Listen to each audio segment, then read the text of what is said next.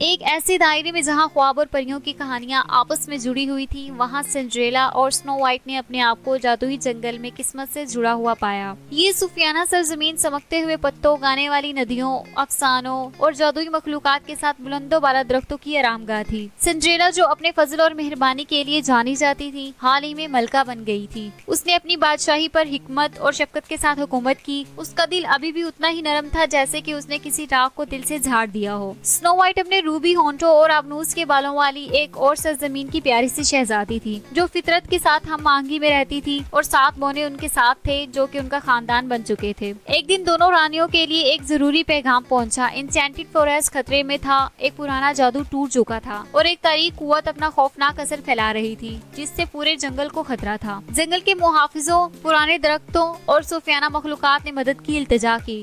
Cinderella اور سنو white مدد کی پکار سن کر اپنے سفر پر روانہ ہو گئی۔ وہ جنگل کے کنارے پر ملے، ان کی آنکھیں عزم سے اور دل ہمت سے بھر گئے۔ ایک ساتھ انہوں نے جادوئی جنگل کے دل میں قدم رکھا، جہاں سائے گہرے ہوتے گئے اور ہوا بد سلوکی سے بھرپور توانائی سے ٹکرا رہی تھی۔ جیسے جیسے وہ گہرائی میں گئے، ان کا سامنا ایسے جادوگر جانوروں سے ہوا جنہوں نے ان کی رہنمائی کی اور قدیم حکمت کا اشتراک کیا۔ سنہری سینگوں کے ساتھ ایک شاندار ہرن ایک چھپی ہوئی گلیڈ کی بات کر رہے تھے، جہاں اندھیرے کا منبع پڑا تھا۔ ایک عقل مند بوڑھے الو نے انکشاف کیا کہ صرف خالص ترین دل ہی تاریخ جادو کو توڑ سکتا ہے۔ ان کا سفر چیلنجوں سے بھرا ہوا تھا، انہیں غدار راستوں، کانٹے دار جھاڑیوں کا سامنا کرنا پڑا جو زندہ دکھائی دے رہے تھے، اور انہیں گمراہ کرنے کے لیے بنائے گئے وہموں کا بھی سامنا کرنا پڑا۔ لیکن رانیوں کا رشتہ ہر آزمائش کے ساتھ مضبوط ہوتا گیا۔ سنڈریلا کی نرم روح اور سنو وائٹ کی بہادری نے ایک دوسرے کی تکمیل کی، انہیں ایک نہ رکنے والی طاقت بنا دیا۔ پوشیدہ گلیڈ میں انہوں نے ایک قدیم درخت دریافت کیا، اس کی جڑیں اندھیرے میں الجھی ہوئی تھی۔ اس کی بنیاد